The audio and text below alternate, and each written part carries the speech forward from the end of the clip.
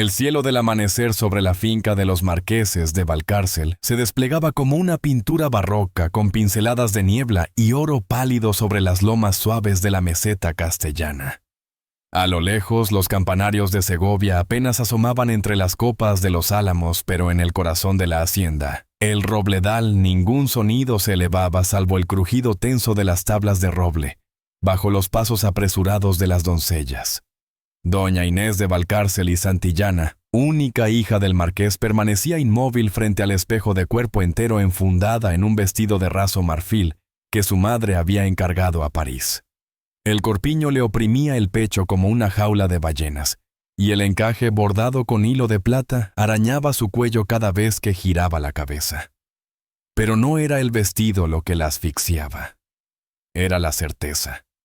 La certeza de que esa mañana sellaría un destino que no le pertenecía. «Milady, el carruaje está listo», anunció Clara a su doncella con voz temblorosa al abrir la puerta.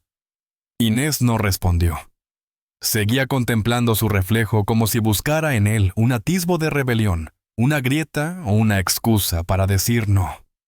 Pero lo único que encontró fue una joven de 22 años con ojos grandes y tristes labios cerrados con determinación, y el rostro pálido como la porcelana. El prometido don Alfonso de Almenara. Conde. Viudo. 46 años. Dueño de viñedos y fábricas de loza. Educado, cortés, y tan interesante como un inventario notarial. Su padre lo había elegido con la misma lógica con la que escogía sementales para su yeguada. El apellido Almenara garantizará tu porvenir, había dicho don Rodrigo de Valcárcel, sin levantar la vista del brandy. Y mi voluntad, había osado preguntar Inés aquella noche. La voluntad es un lujo que no se permite una heredera, respondió su padre sin inmutarse. El murmullo de la casa comenzaba a despertarse. En el patio los cocheros apilaban los equipajes. En el comedor la madre de Inés daba instrucciones sobre los asientos reservados en la iglesia. Y en la cocina, la cocinera lloraba discretamente mientras preparaba pasteles de almendra. Pero en el cuarto alto de la torre sur, Inés dio un paso hacia atrás lejos del espejo. Sus manos tan blancas como las magnolias temblaban ligeramente al alzar el dobladillo del vestido. Acarició la tela, tanteó el broche oculto entre los pliegues, y con un movimiento brusco se deshizo del corpiño como si arrancara un corsé de cadenas invisibles. Debajo llevaba ropa de viaje, pantalones de montar, camisa sencilla, chaleco, una bufanda azul oscuro, y dentro del botín izquierdo cosido con hilo de cáñamo, el anillo de su madre fallecida, y el único retrato de su hermano Tomás muerto en la guerra de África. Clara, susurró Inés girándose hacia la doncella que la miraba boquiabierta. «Mi señora, no he nacido para ser propiedad de un conde».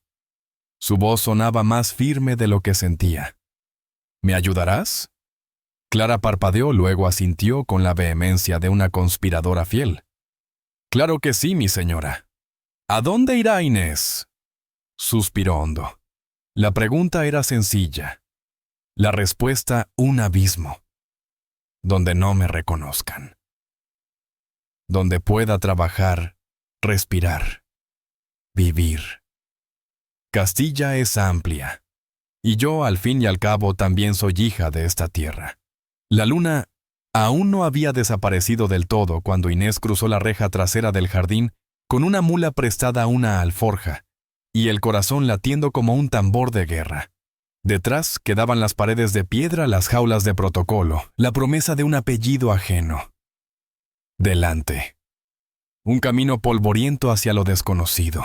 Y al final de ese camino, aunque ella aún no lo supiera, entre hierro forjado, brasas y cenizas, la esperaba el hombre que cambiaría para siempre el temple de su alma. Las ruedas del destino comenzaron a girar con lentitud, al ritmo de los cascos de la mula sobre el polvo del camino. Inés no miró atrás. Sabía que si lo hacía algo dentro de ella, alguna fibra invisible, alguna culpa familiar, podría hacerla vacilar. Y no podía permitirse dudar. No ahora. El amanecer ya trepaba por las colinas cuando dejó atrás los límites de las tierras de Valcárcel. El frío de la madrugada se colaba por los pliegues de su ropa de viaje, pero el calor de su determinación bastaba para mantenerla en pie. Cruzó 2 pueblos, sin detenerse, bajó el sombrero hasta casi ocultar los ojos, y solo se permitió beber agua en una fuente junto a un convento abandonado. Su acento refinado debía silenciarse. Su postura debía endurecerse. En esta nueva vida, nadie debía adivinar que era hija de marqués. Al atardecer del segundo día, el cielo comenzó a cubrirse de nubes pesadas. Inés sintió el primer relámpago sacudir el horizonte cuando cruzaba un pequeño valle rodeado de encinas. El aire olía a tormenta y las primeras gotas golpearon su capa justo cuando divisó a lo lejos el campanario de un pueblo. El cartel de madera colgado de un olivo carcomido rezaba San Juan de los Nogales, perfecto, murmuró acariciando el cuello sudado de la mula. Un pueblo olvidado de Castilla. Nadie pensará en buscarme aquí. San Juan no tenía más de 50 casas, todas de piedra con tejados de teja curva, hileras de geranios en las ventanas y humo saliendo de chimeneas encorvadas. En la plaza había una fuente, una iglesia con las puertas abiertas y una taberna que lucía más sombría que acogedora. Pero lo que más llamó su atención fue el sonido metálico rítmico casi hipnótico que provenía de un edificio de piedra al otro lado del camino. Clang, clang, clang. Una herrería. Inés desmontó con dificultad, pues llevaba más de 6 horas sin descanso. Su cuerpo temblaba de cansancio y la lluvia ya caía con fuerza empapando su capa y el borde de sus pantalones. Se acercó a la herrería con precaución. Desde la puerta entreabierta salían ráfagas de calor, destellos de brasas y el golpeteo del martillo contra el yunque se volvía más intenso. Cuando empujó la hoja de madera con un chirrido la vio. O más bien, lo vio. Un hombre. Alto. Espalda ancha. Brazos fuertes. Sostenía una pieza de hierro incandescente con unas tenazas y la golpeaba con precisión brutal. El sudor le brillaba en la frente y su camisa estaba remangada hasta los codos. Su cabello oscuro húmedo por el vapor caía sobre una frente despejada. Cada movimiento suyo era una mezcla de violencia y arte, como si la forja fuera una danza primitiva entre el caos y el orden.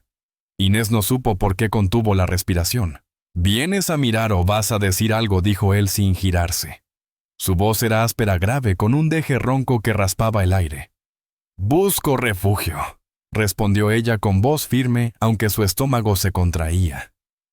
El herrero dejó el martillo sobre la mesa de trabajo, se giró y la miró por primera vez.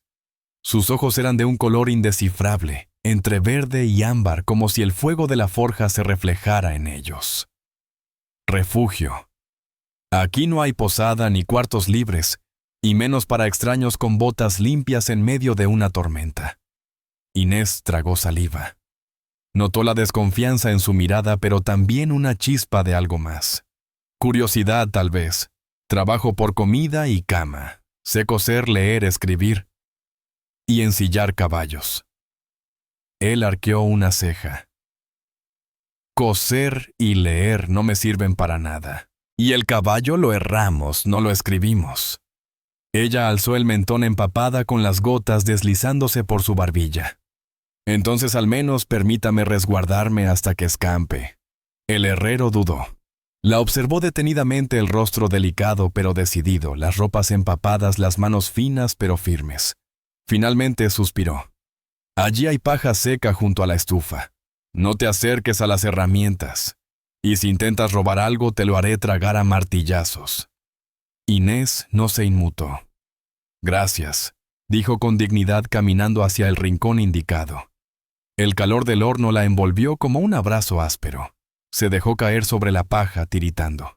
Aún no sabía su nombre, ni él el suyo. Pero algo en el ritmo del yunque, en el crujido de la tormenta, le dijo que el destino acababa de abrir una puerta y que había entrado sin tocar. La lluvia no cesó hasta bien entrada la madrugada. Afuera el pueblo dormía en un silencio interrumpido solo por el golpeteo del agua sobre los tejados de teja vieja. Adentro el calor de la herrería creaba una atmósfera densa saturada del olor a hierro hollín y cuero. Inés apenas cerró los ojos durante la noche. No porque el suelo de paja fuera incómodo, había dormido en galeras más frías, sino por la presencia del hombre que trabajaba en la penumbra como si el tiempo no existiera para él. Cada tanto lo observaba entreabriendo los párpados. Se movía con precisión, sin prisa pero sin titubeo, como si supiera exactamente qué hacer con cada pedazo de metal que rescataba del fuego, como si supiera cómo domar la furia con un martillo. Amaneció sin anuncio, solo con la claridad grisácea que comenzó a filtrarse por las rendijas de la techumbre. Inés se incorporó frotándose los hombros entumecidos. Su capa seguía húmeda, el pelo enmarañado, la dignidad intacta. El herrero aún no había dicho palabra. Estaba sentado junto a la fragua bebiendo café negro de una jarra de barro agrietada. ¿Sigues aquí?, preguntó sin mirarla, como si fuera una pregunta retórica. La lluvia no me dio alternativa, respondió ella, estirando los brazos con deliberada calma. Podías haberte ido con el primer rayo de sol. ¿Y marcharme sin agradecer la hospitalidad? No sería propio. El herrero soltó una risa corta, como si esa palabra hospitalidad no tuviera cabida en su vida. Esto no es una posada. Y yo no soy hospitalario. Inés se acercó lentamente a la mesa de trabajo. Observó una espada oxidada, una herradura nueva, varios clavos curvos y un pedazo de cuero que parecía parte de una montura. Siempre trabajas de noche. Cuando hay que hacer no hay hora. ¿Y cómo se llama el hombre que no duerme y amenaza a extrañas con martillos? Por primera vez él la miró directo a los ojos. Simón. Inés, dijo ella, extendiendo la mano. Él no la tomó. No hace falta presentarse. No vas a quedarte. ¿Tan seguro estás? Las mujeres como tú no aguantan el humo, ni la ceniza, ni el silencio. Inés alzó una ceja. ¿Y qué sabes tú de mujeres como yo, Simón? Dejó la taza sobre la mesa con un golpe seco. Lo suficiente. La tensión entre ambos se extendió como el calor invisible que emana de las brasas. Pues te daré el gusto de sorprenderte, replicó ella firme. Tengo manos para trabajar, hambre para ganar pan, y poca paciencia para prejuicios. Simón entrecerró los ojos examinándola. ¿Qué buscas realmente, Inés? Inspiró hondo. Una vida donde no tenga que pedir permiso para respirar. Él no respondió de inmediato. Se pasó una mano por la nuca, gruñó algo ininteligible y caminó hacia la puerta trasera. Tengo un establo que necesita ordenarse. Si puedes con el estiércol, hablaremos del pan. Ella no vaciló. He conocido cosas más hediondas que el estiércol, como que las mentiras elegantes, las promesas hechas en cenas de compromiso, los hombres que compran esposas como si fueran caballos. Simón no sonrió, pero tampoco discutió. El cubo y la pala están junto al pozo, y así comenzó el primer día. A media mañana el herrero la observó desde el umbral. Inés, de rodillas con el rostro cubierto de tierra y el cabello recogido en una trenza improvisada, trabajaba sin quejarse. La pala se hundía en la paja sucia con una determinación casi terca. No parece que se te caigan los anillos, dijo él cruzado de brazos. No los traigo puestos, replicó ella sin levantar la vista. Simón carraspeó. ¿Tienes familia, no? ¿Y a quién buscas aquí? A mí misma. Silencio. Solo el zumbido de las moscas, bohíes y el crujido de la paja bajo la pala. ¿Y si te digo que no quiero problemas?, preguntó él. Entonces no los provoques, contestó ella con una media sonrisa. Simón la miró largamente. Luego, por primera vez desde que ella llegó, giró sobre sus talones sin decir más. Pero esa noche dejó una jarra de agua tibia junto a su rincón de paja y una manta extra doblada cuidadosamente. Inés no sonrió, pero supo que acababa de ganarse su primer fragmento de espacio en ese mundo de hierro y fuego. Y Simón, aunque no lo admitiría ni borracho, también supo que esa mujer no era como las demás. No, era exactamente lo que él no sabía que necesitaba. El tercer día amaneció con la campana de la iglesia repicando con una urgencia inusual, para un pueblo tan dormido como San Juan de los Nogales. El cura había muerto hacía 6 meses, y el alcalde solo la hacía sonar cuando llegaban inspectores feriantes o problemas. Y ese día, el problema tenía nombre, apellido y trenza. «¿Así que se llama Inés?», preguntó el alcalde don Laureano acariciándose el bigote mientras la examinaba con desconfianza desde el porche del ayuntamiento. «Así es», respondió ella sin pestañear, «y ha venido a buscar trabajo sola». «¿Acaso es delito?». Don Laureano soltó una risa nasal. No, claro que no. Pero las mujeres solas que llegan en medio de tormentas y se instalan en la herrería de Simón suelen tener apodos antes que oficios». Inés lo miró fijamente con la misma expresión que solía usar frente a sus profesores de latín cuando corregía sus errores. «No soy ni puta, ni bruja, ni espía. Soy una mujer que no desea morir encerrada en una jaula de oro».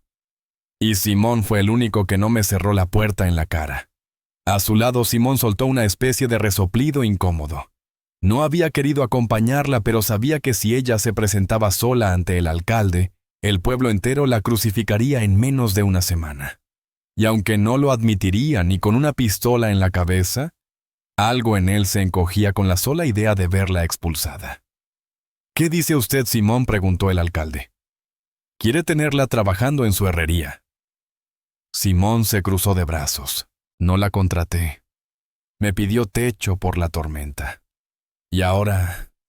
El herrero miró a Inés, que permanecía con la barbilla alzada, la espalda recta y los ojos desafiantes como una espada desenvainada.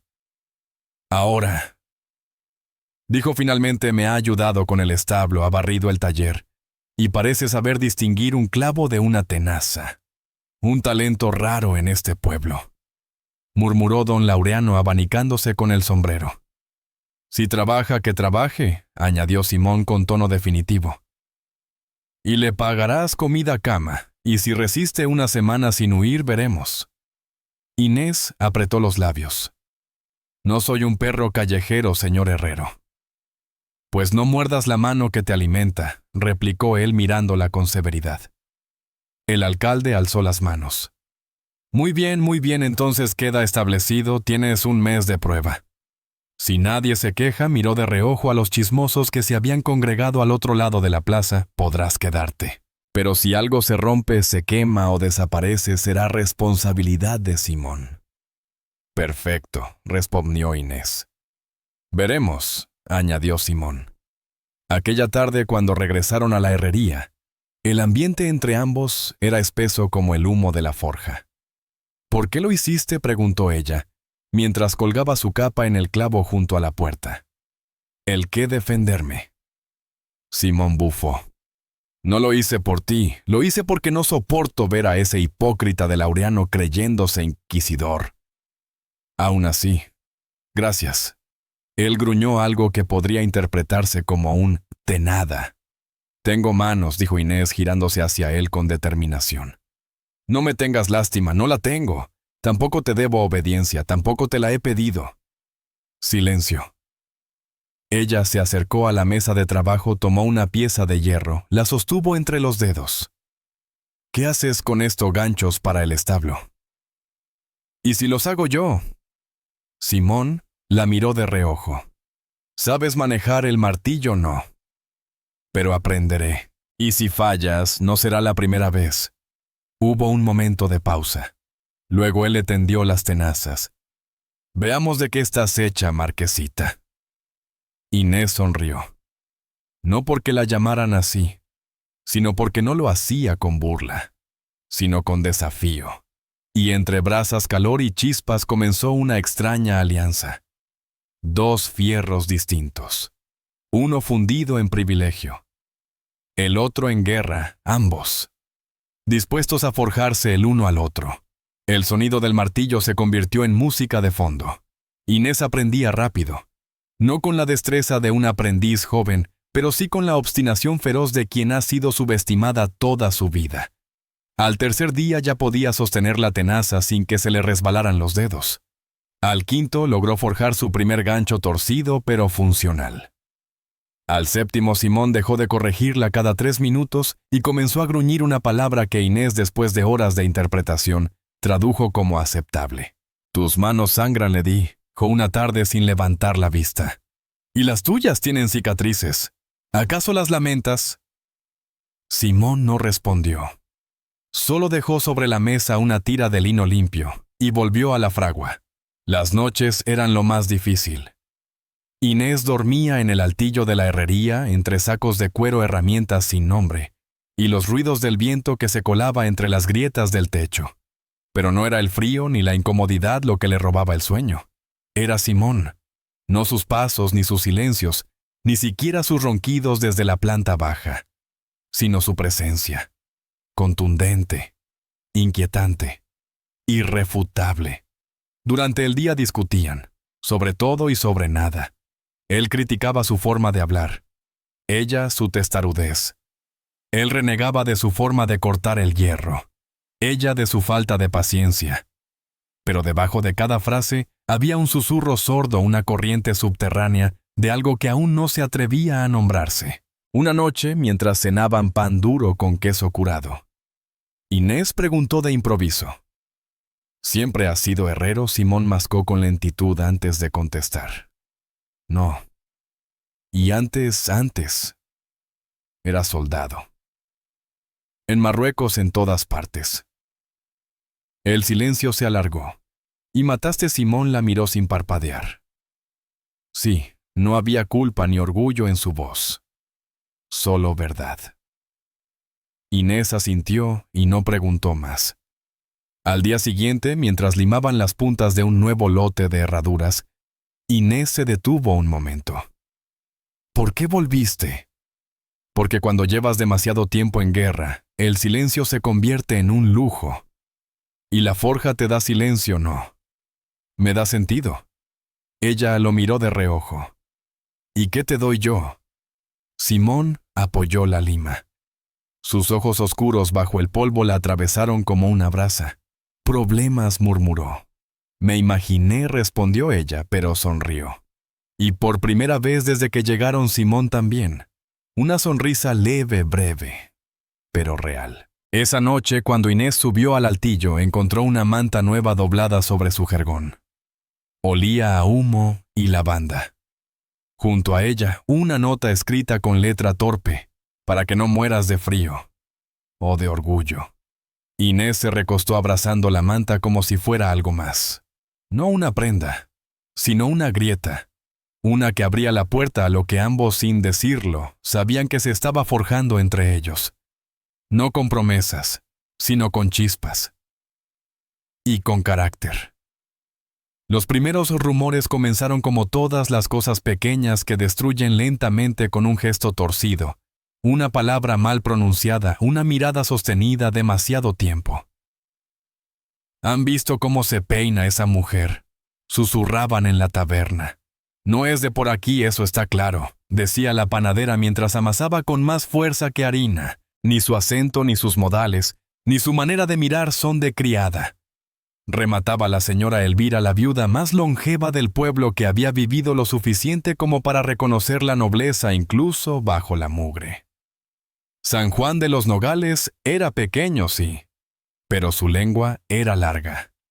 Inés lo notó primero en los saludos que comenzaron a escasear, en las miradas que se clavaban en su espalda como cuchillos sin filo, en el silencio repentino que caía cada vez que entraba al mercado.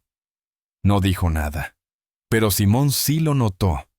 Lo notó en la forma en que apretaba los labios al regresar, en cómo se demoraba antes de hablar, en los suspiros ahogados que no sabía que él escuchaba desde abajo. «¿Quién eres realmente?», preguntó una tarde sin levantar la vista de la forja. Inés dejó el balde de agua con un golpe sordo. «Te lo dije. Alguien que huyó de algo». «¿Pero de qué?». «Un esposo. Un crimen». Ella se giró con lentitud. «De una vida escrita por otros. De un nombre que no me pertenece. De un apellido que me ahogaba». Simón apagó las brasas con un gesto brusco. «Eres noble». El silencio de Inés fue más elocuente que cualquier confesión. «Demonios». murmuró él alejándose hacia la puerta. Sabía que algo no cuadraba. Tus manos, tu manera de hablar. Tu forma de mirar las cosas como si siempre estuvieras comparando. «¿Por qué lo hago?», espetó ella. «Porque crecí en un mundo que me enseñó a clasificar, a medir, a elegir según conveniencia. Y detestaba cada segundo». Simón se giró con el rostro endurecido. «¿Y pensaste que venir aquí a mi taller, a esta aldea perdida, sería suficiente para borrar todo eso? No, pensé que sería suficiente para empezar de nuevo». Él la miró, largo, firme, dolido. «¿Y qué pasará cuando te encuentren? Cuando descubran quién eres. Lo mismo que pasará si me quedo, tendré que enfrentarme a ello. ¿Y a mí qué lugar me dejas?». Ella tragó saliva. Dio un paso al frente. «No te pedí que me salvaras, pero tampoco esperaba que me empujaras». Simón apretó los dientes. «No soy tu sirviente ni tu redención. Soy un herrero. No tengo tiempo para cuentos de castillos y rebeldes románticas». «Pues entonces no me mires como si fueras a besarme», gritó ella. El silencio fue absoluto. Simón palideció. Sus ojos se endurecieron aún más, si eso era posible. «Vete», dijo con voz ronca. «¿Qué? Lo que oíste. Me estás echando, te estoy dando lo que querías, libertad».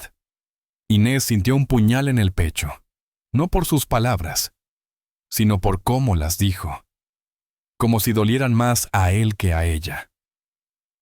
«Está bien», susurró caminando hacia la escalera.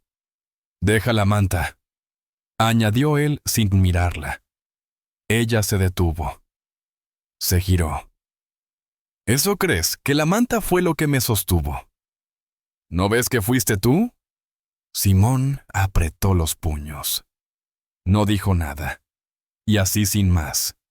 Inés subió, empacó sus pocas cosas y descendió por última vez. Pasó junto a él. No lo rozó, no lo miró, pero dejó una sola palabra atrás flotando en el humo y en el hierro cobarde. Aquella noche la herrería no encendió su fuego. Y por primera vez desde que llegó al pueblo, Inés no tuvo dónde dormir. Y Simón no tuvo paz. El amanecer no trajo consuelo. Solo dejó al descubierto los restos del escándalo. Inés caminaba por la calle principal de San Juan, con la cabeza alta, el rostro inexpresivo y el corazón hecho trizas.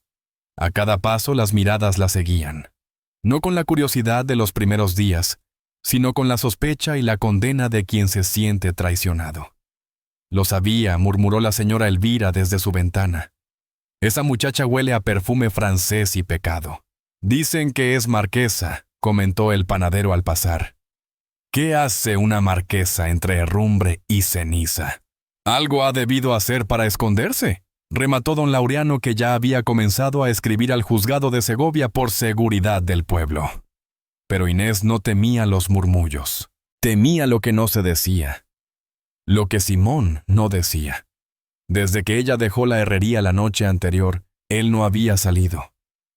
Las puertas estaban cerradas, el fuego apagado. Ni el perro callejero que solía dormitar junto al umbral se atrevía a acercarse. A mediodía la plaza estaba abarrotada. No por casualidad. Don Laureano había convocado una asamblea extraordinaria en la taberna que en realidad no era más que una excusa para alimentar la intriga. «Pueblo de San Juan», dijo con teatralidad, desde el barril donde se subía para parecer más alto, «tenemos entre nosotros a una mujer que nos ha mentido, que ha ocultado su origen y que ha traído desorden a nuestras tranquilas vidas». «¿Qué desorden?», preguntó alguien desde el fondo. «Ha seducido al herrero», espetó otra voz más aguda. «Eso es delito», ahora se oyó sarcástica. «No es lo que ha hecho», gruñó el alcalde, «es lo que representa. ¿Cómo sabremos que no viene a espiarnos, a usurpar propiedades, a poner en peligro nuestras costumbres?» Inés dio un paso al frente. Iba sola, sin sombrero, sin capa, sin defensa.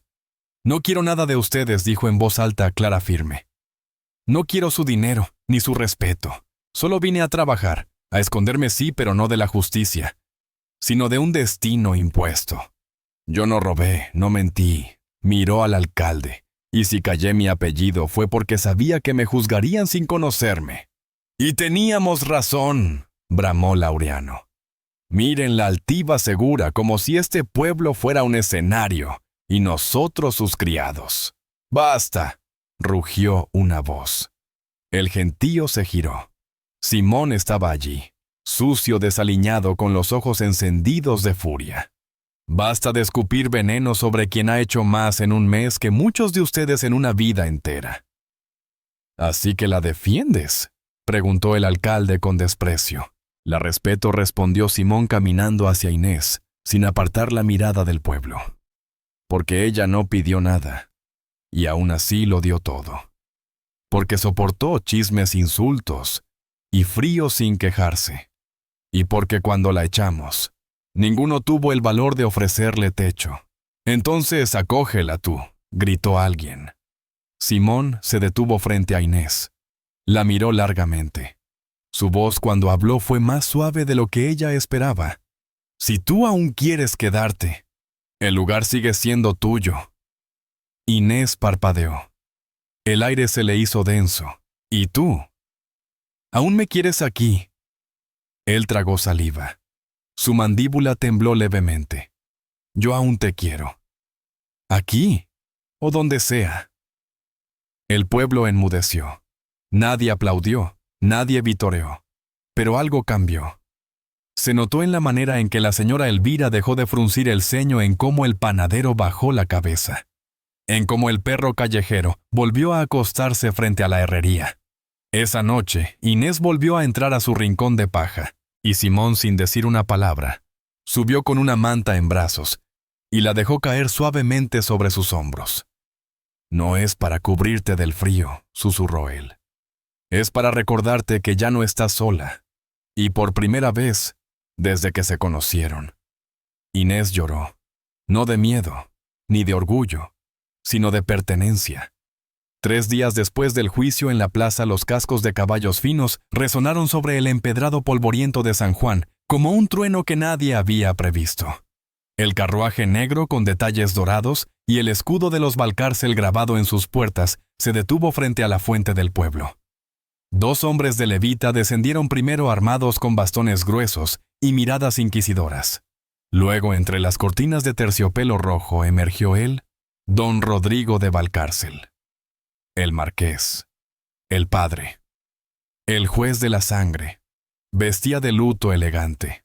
Su porte no había perdido un ápice de autoridad, a pesar del largo viaje. Sus ojos grises exploraron la plaza como si ya fuera suya. Y al ver la herrería al otro lado del camino, frunció el ceño. Está allí, dijo con desdén, como si nombrara un establo. Inés no lo vio llegar. Estaba dentro revisando herramientas cuando la sombra de Clara, su doncella fiel, que venía en el mismo carruaje, cruzó la puerta. Mi señora, él ha venido. Inés palideció, no de miedo sino de vergüenza. ¿Cómo me encontró? No importa. Viene con papeles, con escolta y con órdenes. No soy una niña, murmuró Inés, pero él aún cree que lo eres. La escena se dio frente a todo el pueblo. Don Rodrigo no era hombre de discreciones. Simón salió cuando escuchó el primer grito. Inés Valcárcel Santillana, tronó la voz del marqués. Presenta tu rostro ante tu padre, ella lo hizo. Despacio, con paso firme, pero sin el vestido ni el peinado que su apellido exigía.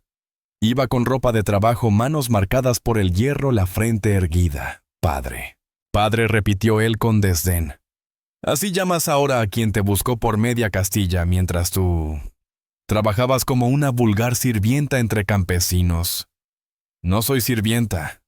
Soy mujer libre. No existe la libertad sin nombre. Vociferó. Eres una Valcárcel. Y estás prometida. Tu compromiso con Almenara sigue en pie. Simón intervino. Ella no es propiedad de nadie. El marqués lo miró por primera vez. Su expresión cambió de repugnancia a amenaza. «Y tú eres el herrero, supongo». «El seductor. El que ha mancillado el apellido de mi hija Simón no se inmutó. Yo soy quien la trató como persona, no como mercancía». «Cállate, plebeyo», rugió don Rodrigo. «No le grite», dijo Inés con una voz firme e inesperadamente potente. «No está en su hacienda, no está en su siglo». El marqués la miró como si no la reconociera. «Te has rebajado. Has traicionado tu cuna. ¿Todo por qué? ¿Por un hombre que forja clavos?» «Sí», respondió ella sin pestañear, «porque cada clavo suyo sostiene algo real, mientras usted solo forja barrotes». Don Rodrigo extendió un papel lacrado. «Esto es una orden. Puedes venir por voluntad o ser llevada». La multitud contuvo la respiración. Simón se adelantó. «No la dejaré ir». El marqués lo miró con una calma escalofriante. «No podrás impedirlo». Pero entonces ocurrió lo inesperado. Fue Clara quien tomó el papel y lo rompió en dos. «No tiene validez. Ella es mayor de edad. Tiene derecho a decidir». Don Rodrigo la miró con furia, pero la gente ya se acercaba. Algunos del pueblo. Algunos con palas, otros con manos vacías pero dignas. «Aquí no se secuestran mujeres», dijo el panadero. «Ni se les grita en público», añadió la señora Elvira. «Ni se deshonra a quienes trabajan con honor», concluyó el alcalde. Por primera vez el marqués entendió que había perdido. No una hija, sino el poder sobre ella. Cuando el carruaje se alejó envuelto en polvo, Inés no lloró, pero respiró como si llevara años bajo el agua. Simón se acercó. «¿Estás bien de esto, te?» Ella lo miró. Sus ojos brillaban. «No, pero lo estaré». Él alzó la mano y con torpeza le rozó el rostro con los nudillos ennegrecidos. «¿Y si él vuelve? Entonces nos encontrará juntos». Simón asintió. Juntos. Por fin. La herrería olía a metal templado, madera vieja y pan recién horneado. Desde que el carruaje del marqués se perdió por el camino de encinas, el pueblo recuperó su ritmo, pero algo había cambiado en el aire. Ya no miraban a Inés con sospecha, sino con una mezcla de respeto y extrañeza. Como si no supieran en qué estantería moral colocar a una mujer que había desafiado el apellido, el matrimonio y al propio padre. Todo por quedarse en una forja entre montañas. Esa noche el silencio en la herrería era distinto, más denso, más expectante. Simón limpiaba herramientas junto al yunque. Inés, sentada en el banco de trabajo, deshacía una madeja de lana sin mirar sus manos. «¿Te arrepientes?», preguntó él con voz ronca. No respondió ella al instante. «Tú, Simón», dejó el martillo. «Me arrepiento de no haberte besado antes». Ella levantó la mirada sorprendida, pero sin sonreír. «¿Y qué te detuvo creer que eras pasajera? ¿Que eras de porcelana? ¿Que eras? Demasiado. ¿Y ahora? ¿Qué crees?». Simón cruzó la herrería en 2 pasos sin prisa, pero con el fuego en los ojos. «Ahora sé que eres de hierro». Se detuvo frente a ella. Fuerte, templada, brillante cuando se le da calor. Peligrosa si se le golpea mal. Inés inspiró hondo. Sus manos temblaban no de miedo, sino de anticipación. Y tú, susurró. «¿Qué? Eres tú, yunque». La voz de Simón era apenas un hilo. El que sostiene, pero también el que duele si se golpea sin cuidado. Ella se puso de pie. Muy cerca. Tan cerca que sus alientos se cruzaban. «Entonces, templémonos juntos». El beso no fue suave. No fue casto. No fue tímido. Fue como el primer golpe del martillo sobre la hoja, crudo, honesto, necesario. Se besaron como quienes han estado conteniéndose demasiado tiempo. Como 2 opuestos que tras rozarse tanto se funden. Como si cada silencio, cada discusión, cada mirada eludida hubiera sido solo un preludio. Él la sujetó por la cintura con las manos manchadas de carbón. Ella le acarició la nuca sin miedo al sudor, al olor, al desorden, porque nada de eso importaba. Allí entre el yunque y la fragua no quedaban títulos, ni pasados, ni pactos familiares, solo ellos. Y una verdad irrefutable, que el amor como el hierro se forja con fuego.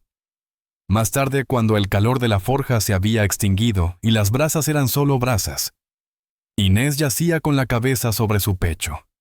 Él le acariciaba el cabello con torpeza. Y por primera vez en años, Simón habló de su madre, de su infancia sin libros, de las guerras que no ganó. Ella escuchó y lloró por dentro. Porque amar a alguien también es recibir sus escombros y quererlos. No sé hacer esto, murmuró él. Ni yo, dijo ella. Pero podemos aprender. ¿Y si sale mal? Entonces lo rehacemos, como el hierro mal fundido. Simón la besó en la frente. ¿Te quedarás? Inés lo miró con dulzura. ¿Contigo? Sí. 5 años después. El sol de primavera entraba tímidamente por las ventanas abiertas de la herrería. Ya no era solo un taller de hierro, ahora junto a la forja había estantes llenos de tarros con botones, mantas tejidas por manos hábiles, una mesa donde se compartía pan y cartas y una silla pequeña, muy pequeña. Allí estaba ella, sentada con las piernas colgando, los rizos dorados cayendo sobre la frente, Lucía de 4 años, hija del yunque y del fuego, hija del temple y de la renuncia, de Simón e Inés. Jugaba con un pequeño martillo de madera que su padre le había tallado el año anterior, mientras tarareaba una melodía inventada. Cerca Inés colgaba sábanas en el jardín, las manos aún firmes, el rostro más sereno, los ojos más sabios. Había líneas nuevas en su frente, arrugas de risa, cicatrices del tiempo. Simón, encorvado sobre el yunque, limaba con delicadeza un clavo decorativo para una verja de boda. ¿Adivina quién se casa? Inés preguntó sin girarse. Si me dices que es la señora Elvira con don Laureano, me desmayo aquí mismo, respondió ella desde el patio entre risas. No, peor. El panadero. Con Clara. Inés soltó una carcajada que hizo temblar las sábanas. Por todos los cielos. Y él ya sabe que ella ronca como una locomotora. Supongo que lo descubrirá en la luna de miel. Ambos rieron. Y Lucía también, aunque no entendiera del todo por qué. Esa noche, bajo el mismo techo donde una vez Inés durmió en un rincón de paja, cenaron los 3 sopa pan y una manzana partida en rodajas. La chimenea crepitaba y el viejo perro callejero, ahora adoptado viejo y gordo, dormía a los pies del banco. Papá, preguntó Lucía con voz curiosa. Sí, pequeña. Mamá era princesa. Simón e Inés se miraron. Sonrieron. No, amor, respondió Inés acariciándole la cabeza. Era una mujer que aprendió a elegir. ¿Y elegiste a papá? Lo elegí cada día. Lucía asintió satisfecha. ¿Y él te eligió a ti? Simón dejó su cuchara, la miró fijamente como si el tiempo no hubiera pasado. La elegí cuando nadie más la entendía. Y sigo eligiéndola. Aunque a veces sea más terca que una mula, añadió con picardía. Inés le lanzó un trozo de pan entre risas. Y tú sigues oliendo a humo y sudor. Y aún me amas. Ella se inclinó y le besó la mejilla. Como el primer día, solo que ahora sé que amar no es esperar flores, sino saber cuándo apagar la fragua y cuándo avivarla. Esa noche, mientras Lucía dormía en su cuna y el fuego se consumía lentamente, Inés y Simón se sentaron fuera bajo las estrellas.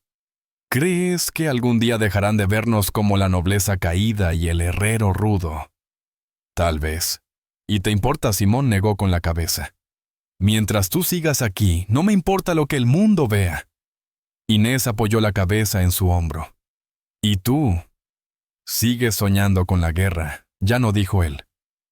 Ahora sueño con ti. Se miraron.